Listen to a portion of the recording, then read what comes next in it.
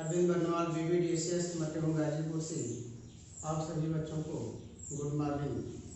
आज मैं high school व उससे समकक्ष कक्षाओं के लिए विज्ञान का टॉपिक गति के समीकरण तो आज हम अध्ययन करेंगे गति के समीकरणों के बारे में तथा उसकी व्युत्पत्ति कैसे हुई, यानी कैसे प्राप्त करेंगे समीकरण। तो गति के 3 समीकरण होते हैं मुख्य रूप से, गति का प्रथम समीकरण, द्वितीय समीकरण और तृतीय समीकरण। तो प्रथम समीकरण, जब कोई वस्तु विरामावस्था में है तो हम उसके प्रारंभिक वेग को हमेशा u से प्रदर्शित करते हैं। वस्तु का अंतिम वेग उसका संकेत v से प्रदर्शित करते हैं। वस्तु का त्वरण यानी वेग परिवर्तन के कारण जो उसमें त्वरण उत्पन्न हो रहा है उसका संकेत हम a से प्रदर्शित करते हैं तथा समय का संकेत t से प्रदर्शित करते हैं। तो अब इसमें एक चीज त्वरण से संबंधित बातें, तो त्वरण किसे कहते हैं। पिछले टॉपिक में गति के बारे में जानकारी मिली, अब पहले हम पढ़ते हैं कि त्वरण किसे कहते हैं, फिर उसके बाद गति के समीकरणों के बारे में अध्ययन करते हैं। तो त्वरण एक्सेलरेशन,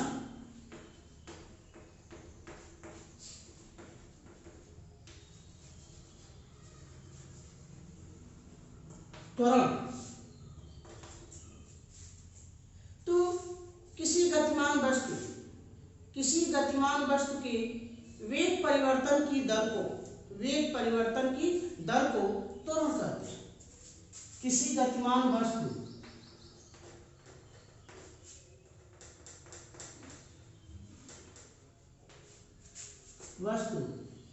में वेग परिवर्तन की दर को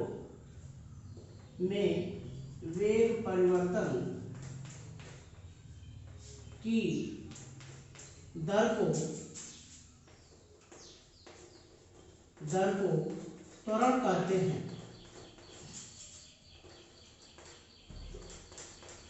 त्वरण को हम a से प्रदर्शित करते हैं। तो a इक्वल टू वेग परिवर्तन की दर यानी अंतिम वेग माइनस प्रारंभिक वेग, तो v minus u upon t। यह सूत्र हो जाएगा त्वरण के लिए कि a इक्वल टू, या इसको हिंदी में कह सकते हैं कि त्वरण इक्वल टू वेग परिवर्तन बटा समयांतराल। वेग परिवर्तन बटा समयांतराल।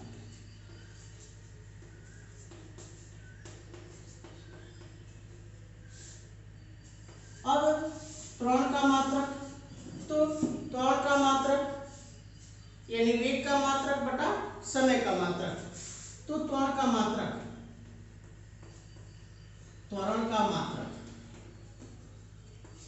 तो वेग का मात्रक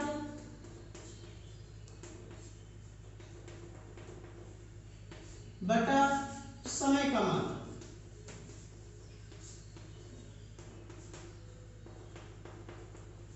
तो वेग का मात्रक हमारा होता है मीटर प्रति सेकेंड और बटा समय का मात्रक सेकेंड। तो यह मान रहेगा हमारा मीटर प्रति सेकेंड स्क्वायर, यानी त्वरण का मात्रक होता है मीटर प्रति सेकेंड स्क्वायर। अब उसके बाद गति के समीकरणों के बारे में, तो गति का प्रथम समीकरण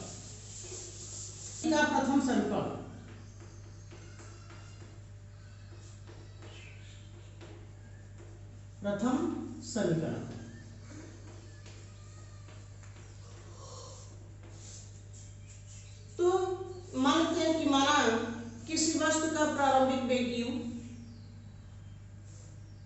वस्तु t समय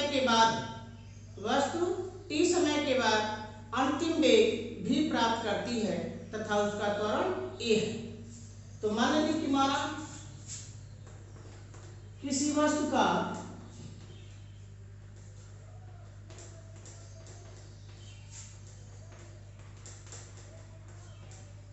किसी वस्तु का प्रारंभिक वेग u त्वरण a, वस्तु का t सेकंड के बाद, t समय के बाद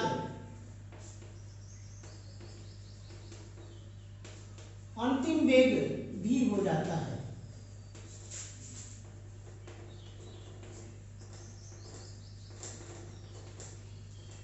अंतिम वेग v हो जाता है। तो जैसा कि हम पढ़े अभी कि त्वरण बराबर वेग परिवर्तन बटा समयांतराल, यानी अंतिम वेग माइनस प्रारंभिक वेग बटा समयांतराल। तो चूंकि त्वरण बराबर वेग परिवर्तन बटा समयांतराल,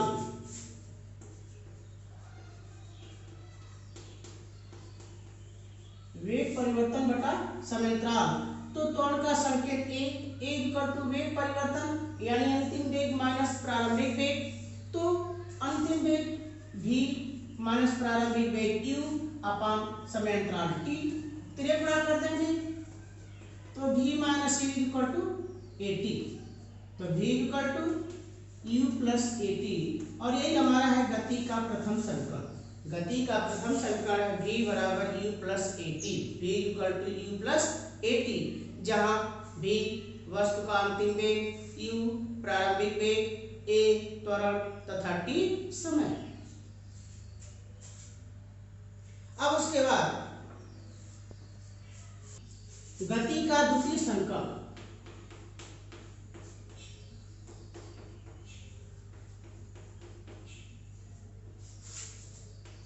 द्वितीय समीकरण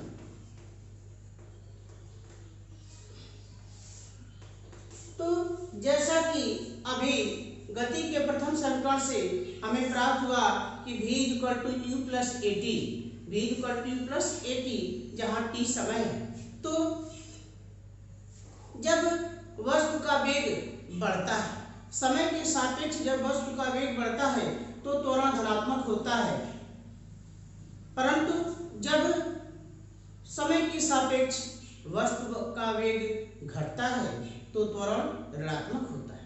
अर्थात हम कह सकते हैं कि अगर समय का मान बढ़ाते जाएं और वस्तु की गति बढ़ाते जाएं तो त्वरण धनात्मक प्राप्त होगा, और जब समय तो बढ़ता जाए परंतु वस्तु का वेग घटता जाए तो त्वरण ऋणात्मक प्राप्त होगा।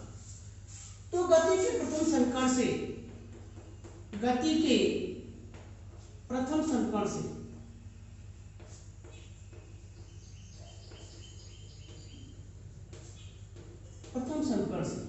v equal to u plus at, v equal to u plus at, तो लिखेंगे एक सेकेंड बाद वस्तु का वेग, एक सेकेंड बाद वस्तु का वेग, यानी यह हो जाएगा, मानते हैं कि v1 तो हो गया u प्लस a गुणे 1, तो हो जाएगा u प्लस a। अब अंतिम समय से एक सेकेंड पहले का वेग, अंतिम समय से एक सेकेंड पहले का वेग, तो लिखेंगे अंतिम समय से एक सेकेंड पहले का वेग, एक सेकेंड पहले का वेग, तो मानते हैं कि v2 इक्वल टू चाहे v1 डैश मान लेंगे, तो यह अब पहले का वेग, यानी उससे अब जब धनात्मक दिशा के ठीक विपरीत चलते हैं तो दिशा ऋणात्मक प्राप्त होगी, अर्थात त्वरण उस समय ऋणात्मक होगा। तो अंतिम वेग v और v से जो है आगे की ओर बढ़ रहा है तो v माइनस a। अब मध्यमान वेग यानी औसत या मध्यमान एक ही बात है, औसत वेग या मध्यमान वेग, तो v1 प्लस v2 अपान 2, तो यह मान हो जाएगा u प्लस a और plus v minus a upon 2 plus a से माइनस a कट जाएगा तो u प्लस v अपान 2, यह मध्यमान वेग हो गया। अब इसी प्रकार यदि हम 2 सेकेंड बाद लें या 3 सेकंड बाद लें या 4 सेकंड, किसी एक के लिए। तो 2 सेकंड बाद वस्तु का वेग, तो मानते हैं कि v1 dash equal to u plus, अब t का मान यहाँ 2 रख देंगे तो u plus 2a, v1 dash equal to u plus 2a। अब उसके बाद जब 2 सेकंड समय 2 सेकंड लिया गया, तो अब अंतिम समय से 2 सेकंड पहले के लिए लेंगे, तो लिखेंगे अंतिम समय से 2 सेकंड पहले का वेग,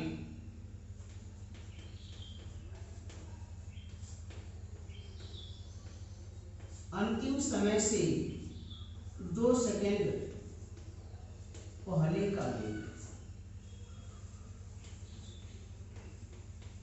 पहले का वेग।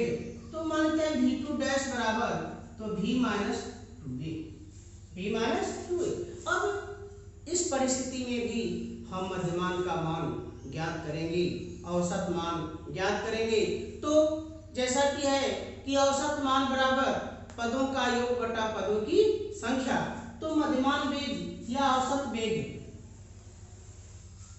मध्यमान वेग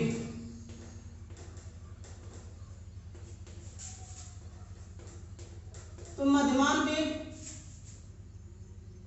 u plus 2a plus v minus 2a अपान 2, तो प्लस 2a से माइनस 2a कट जाएगा, तो मान हमारा हो जाएगा u प्लस v अपान 2।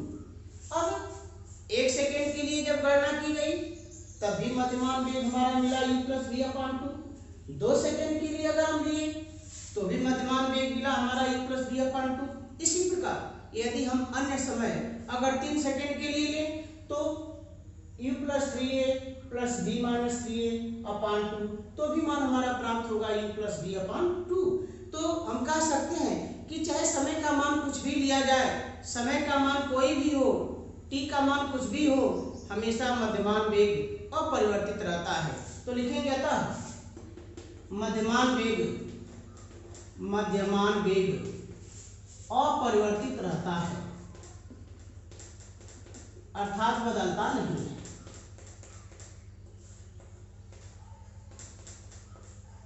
मध्यमान वेग अपरिवर्तित रहता है। अब जब हमको वेग मालूम हो गया, अब चूंकि वस्तु का प्रारंभिक वेग u, अंतिम वेग भी त्वरण a है, वस्तु t सेकेंड में यश दूरी तय करती है। यदि t सेकेंड में वस्तु द्वारा चली गई दूरी यश हो, तो जैसा कि हम पढ़ते हैं कि दूरी बराबर वेग गुणे समय, दूरी बराबर वेग गुणे समय। तो यदि वस्तु द्वारा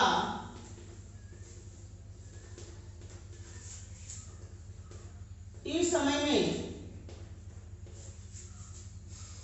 समय में यश दूरी तय की गई हो, तो दूरी बराबर मध्यमान वेग गुणे समय, मध्यमान वेग गुणे समय। अब मध्यमान वेग का मान रखेंगे हम e प्लस v अपान 2, तो यह मान हो जाएगा हमारा S equal to u plus v upon 2 into T. अब चूंकि गति के प्रथम समीकरण से हम जानते हैं कि v बराबर u प्लस at, तो v के स्थान पर हम रख देंगे u प्लस at, तो यह मान हो जाएगा u plus at upon 2 into T. अब t से हम मल्टीप्लाई कर देंगे तो हो जाएगा 2ut plus at square upon 2। अब इस 2 से भाग कर देंगे तो हो जाएगा ut plus half at square, यह यश बराबर हो गया। और यही हमारा है गति का दूसरा समीकरण कि यश बराबर ut plus half at square. इसे दोबारा समझें तो मान लेते हैं कि माना किसी वस्तु का प्रारंभिक वेग u, अंतिम वेग v, त्वरण a है। t समय में वस्तु यश दूरी तय करती है, तो 1 सेकेंड गति के प्रथम समीकरण से v बराबर u प्लस at, तो 1 सेकेंड बाद वस्तु का वेग मानते हैं कि अगर v1 हो तो v1 बराबर u प्लस a। अब अंतिम समय से 1 सेकेंड पहले वस्तु का वेग तो मानते हैं अगर v2 हो तो v2 बराबर v माइनस a। अब दोनों का मध्यमान वेग, तो मध्यमान वेग दोनों को जोड़कर 2 से भाग देंगे तो u plus a plus v minus a अपान 2, यानी मान हो जाएगा u प्लस v अपान 2। अब इसी प्रकार 2 सेकेंड के लिए निकाला गया, हम 3 सेकेंड के लिए भी निकाल सकते हैं, जो समय रखना चाहे रख सकते हैं। तो मध्यमान वेग का मान प्रत्येक परिस्थितियों में प्राप्त हो रहा है हमारा u प्लस v अपान 2। तो हम कह सकते हैं कि मध्यमान वेग सदैव अपरिवर्तित रहता है। तो जब मध्यमान वेग नहीं बदलता है तो अब जैसा कि हम जानते हैं कि वस्तु t सेकेंड में यह दूरी तय करती है, तो दूरी बराबर मध्यमान वेग में समय, तो u प्लस अब v का मान रख देंगे u plus at upon 2, u plus u तो हो जाएगा 2u, t से गुणा कर दिए 2ut और at का गुणा कर दिए t में तो at स्क्वायर। अब 2 से भाग दे देंगे तो मान हमारा प्राप्त हो गया s बराबर ut plus half at square, और यही है गति का दूसरा समीकरण। उसके बाद गति का तीसरा समीकरण हम पढ़ते हैं। गति का तृतीय समीकरण, तीसरा समीकरण गति का तृतीय समीकरण।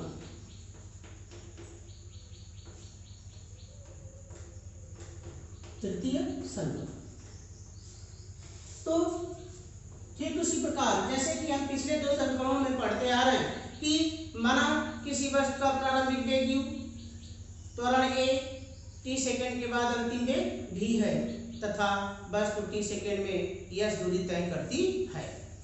माना किसी वस्तु का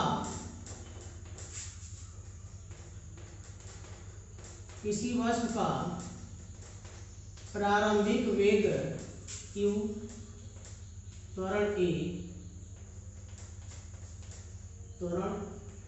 a है, t समय बाद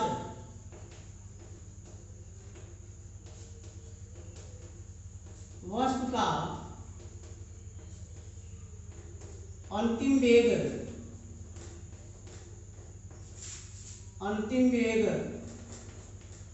v हो जाता है तथा वस्तु यश दूरी तय करती है।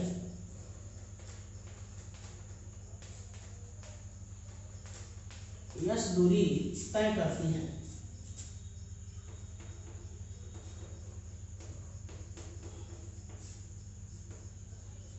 गति के प्रथम समीकरण से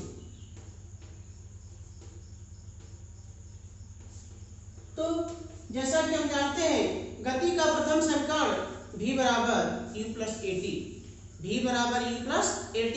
तो गति के प्रथम समीकरण से v equal to u plus at। अब दोनों पक्षों का वर्ग करने पर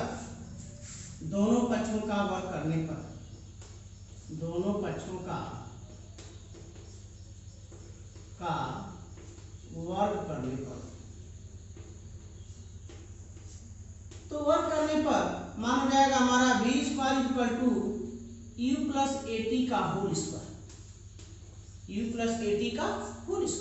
अब जैसा कि हम बीजगणित में पढ़ते हैं a plus b whole square का formula a plus b whole square, तो यह आ जाएगा मान u square plus 2uat plus a square t square, a square plus 2ab plus b square, a plus b whole square equal to a square plus 2ab plus b square. तो u square अपने जगह पे। अब इसमें हम common लेंगे, दोनों में कॉमन a है और यहाँ 2 है तो 2a कॉमन लेंगे, तो मान यहाँ बच जाएगा हमारा ut, और 2 जब कॉमन ले लिए तो अब इसमें 2 से भाग देंगे तो हो जाएगा 1/2 और at स्क्वायर। यह मान हो गया ut plus half at square. जैसा कि अभी पढ़े हम गति के दूसरे समीकरण से कि ut plus half at square is equal to S, अर्थात यस बराबर ut plus half A T square. तो मान हम रख देंगे इसके स्थान पर ut plus half A T square के स्थान पर यस। तो यह मान हो जाएगा E square plus 2a yes. ये हो गया v स्क्वायर इक्वल टू, और यही हमारा गति का तीसरा समीकरण कि v स्क्वायर बराबर ई स्क्वायर प्लस 2as। तो इस प्रकार गति के तीन समीकरण, प्रथम समीकरण v बराबर u प्लस एटी, द्वितीय समीकरण s बराबर ut plus half A T square, और तीसरा समीकरण v स्क्वायर बराबर ई स्क्वायर प्लस 2as। जहां a धनात्मक है, त्वरण का मान धनात्मक है प्रत्येक परिस्थितियों में। यदि त्वरण का मान ऋणात्मक होगा तो प्लस a की जगह रख देंगे माइनस। अब उसके बाद अगला पढ़ेंगे हम कि किसी विशेष समय में किसी गतिमान वस्तु द्वारा चली गई दूरी के लिए व्यंजक। तो अब हम पढ़ रहे हैं गति के तीनों समीकरणों के बाद कि कोई गतिमान वस्तु किसी विशेष समय में कितनी दूरी तय करती है। जैसा कि उदाहरण के रूप में मान लिया गया कि कोई गतिमान वस्तु 4 सेकंड में 10 मीटर की दूरी तय करती है, तथा 5 सेकंड में 13 मीटर की दूरी तय करती है। 4 सेकंड में 10 मीटर, 5 सेकंड में 13 मीटर। तो अगर आपसे यह पूछा जाए कि वस्तु 5वें सेकंड में कितनी दूरी तय की, 5वें सेकंड में कितनी दूरी तय की, तो 5वें सेकंड में कितनी दूरी तय की, तो 5 सेकंड में चली गई कुल दूरी माइनस 4 सेकंड में चली गई कुल दूरी घटा देंगे तो मान हमको 5वें सेकंड में चली गई दूरी का प्राप्त हो जाएगा। अर्थात 5वें सेकंड में कुल 3 मीटर की दूरी वह तय की। इसी समीकरण को, इसी मान को हम व्यंजक द्वारा कैसे प्राप्त करते हैं। व्यंजक तो विशेष समय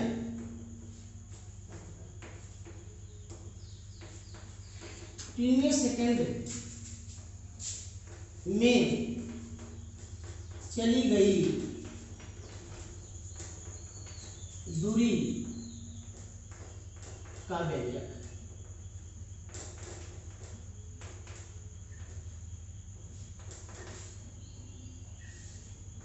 तो माना किसी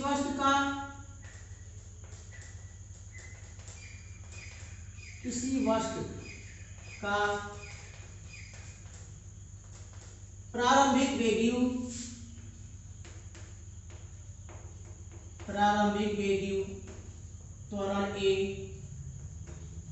त्वरण a है। वस्तु t सेकंड में यस दूरी तय करती है, यह दूरी तय करती है। तो t सेकंड में वस्तु जब यस दूरी तय करती है तो t सेकंड में चली गई दूरी, t सेकंड में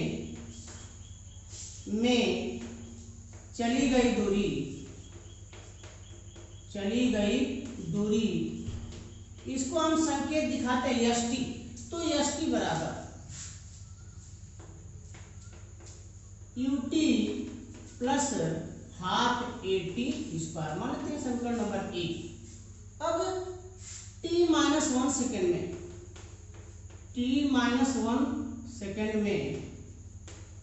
चली गई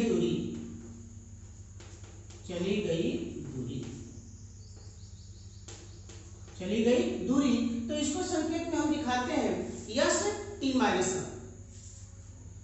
तो यस t-1 तो यह हो जाएगा u, और समय का मान t-1 तो u into t-1 plus half a into समय का मान t-1 का होल स्क्वायर।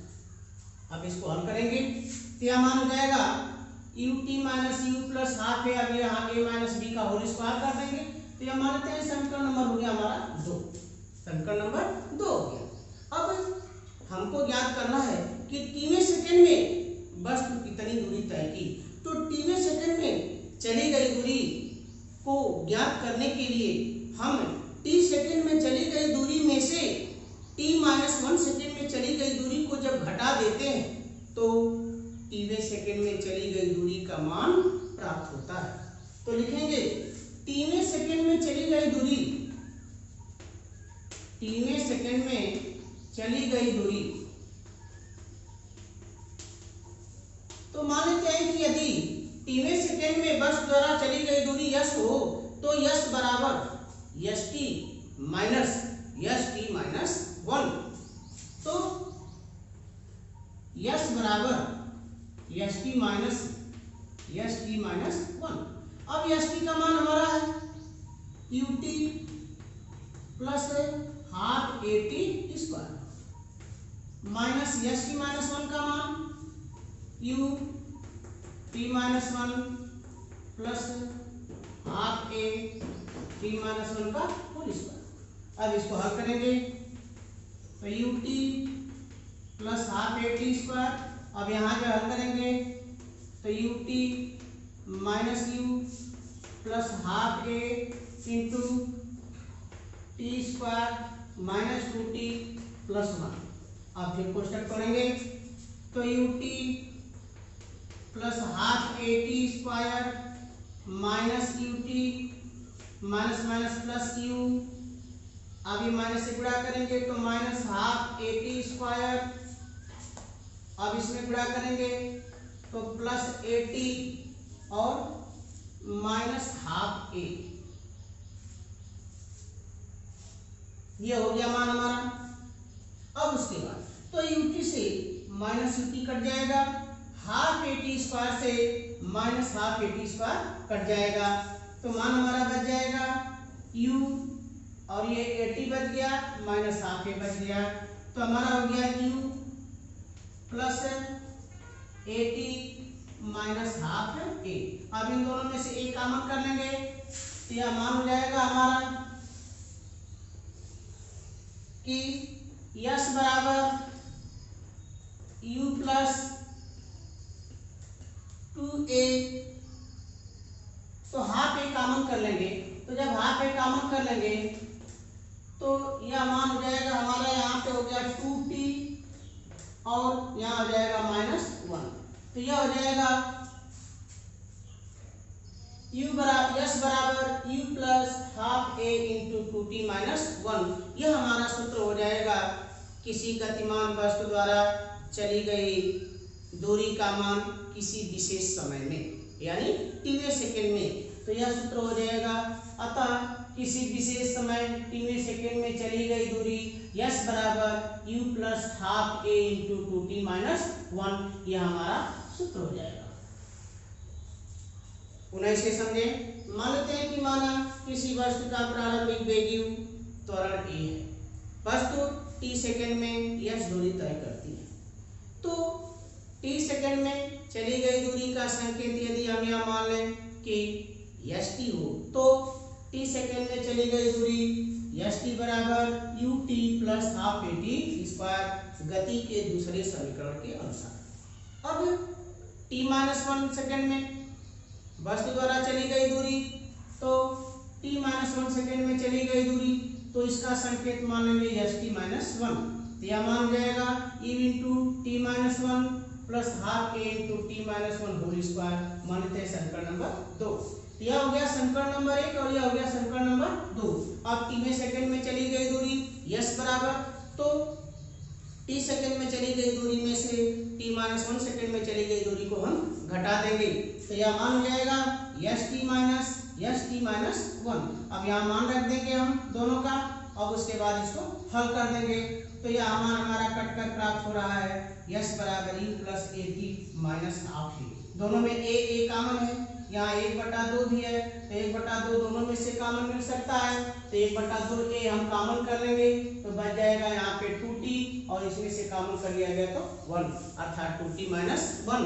अतः हम कह सकते हैं कि टीवें सेकेंड में चली गई दूरी का सूत्र यस बराबर u plus half A into 2t minus 1, जहाँ u प्रारंभिक वेग, a वस्तु का त्वरण और t समय। इस प्रकार यह आपका गति के समीकरण से संबंधित टॉपिक और उनका डिराइवेशन। यदि यह वीडियो आपको अच्छा लगा हो तो इसे लाइक अवश्य करें। सब्सक्राइब करना ना भूलें। इस वीडियो में जो भी आपको कमी महसूस हो उसे कमेंट करना भी न भूलें तथा इससे संबंधित प्रश्न इस दिए गए आज के टॉपिक गति के समीकरण से संबंधित प्रश्न यदि आपको हल करने में कहीं से कोई प्रश्नों को हल करने में असुविधा हो तो उसे मेरे व्हाट्सएप नंबर 982983826394 पर आप पूछ सकते हैं। धन्यवाद।